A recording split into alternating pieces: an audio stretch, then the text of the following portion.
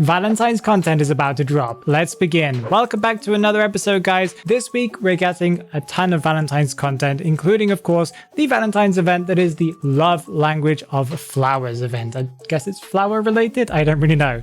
In this event you'll be able to complete event missions to get different rewards.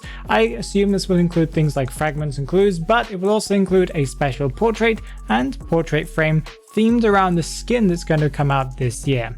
With this event, we're getting the return of previous year's content and previous year's content for Valentine's that will include the return of the Mechanics skin called Everlasting Flowers that is an S tier skin, return of Mechanics accessory that goes with the skin called Fairy Ring that changes your doll, if I remember, into like a mushroom doll. It is an A tier accessory, the return of Photographer's Tenderness accessory that is an A tier accessory, and the return of the Ripper Rose Cane that is a blue one. There are two colors, blue and red. This accessory doesn't let you attack whilst you're carrying the survivor, but it's a very nice accessory overall, and that's an A tier as well. You'll be able to purchase all of those from the store for fragments or for echoes, I believe. And we're getting a new piece of content that is the Peck in the Midst of Flowers package that contains the S tier skin for female dancer called Sylphide. I've talked about it in previous weeks before, and the A tier accessory Rose Vine that you can buy either together in the package or you can buy them separately. I believe there's going to be a discount of something like 32% or something like that. This accessory has some cool effects. It's nothing too spectacular, but it is quite nice overall. The fast music box will have a red pinkish kind of effect that has kind of a bit of an aurora effect as well, and whenever you use the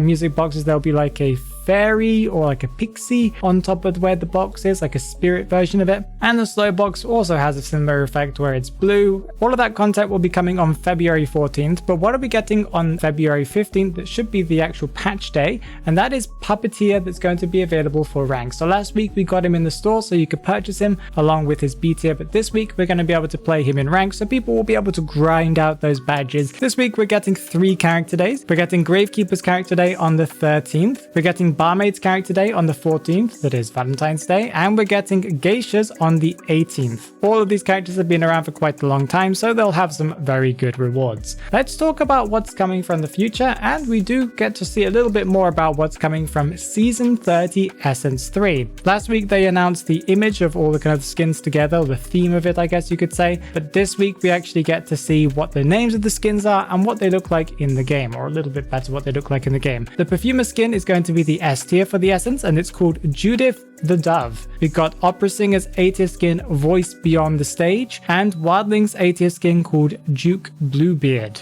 If you're curious about what the theme of this essence is, well, IDV Clue on Twitter, or X as it's called now, has given us a little bit of information about what it's based on. It's apparently based on the opera Duke Bluebeard's Castle. I got a summary of what this opera is about. It's Judith, a curious and defiant bride, explores the dark castle of her husband called Bluebeard, that is technically the Wildling skin, I believe. Despite his warnings, she discovers his bloody secrets behind 6 doors, and finally meets his 3 living former wives behind the 7th. Bluebeard adorns Judith with heavy jewelry, and she joins his other wives in the dark, and then it ends. Bit of a weird thing. It's an opera, I guess. Maybe it makes sense to someone, but it's an interesting theme nonetheless. I'm not really sure who Opera Singer is meant to be, but that's fine. I also wanted to quickly announce that there is a crossover happening right now in the Chinese server. We are not going to get it as far as I can tell, or they haven't announced it yet that we're getting it in our server, but just in case we do get this content in the future, I will mention that there is a Chinese exclusive crossover going on right now called Fei Renzai that includes the journalist A tier costume Chao Yu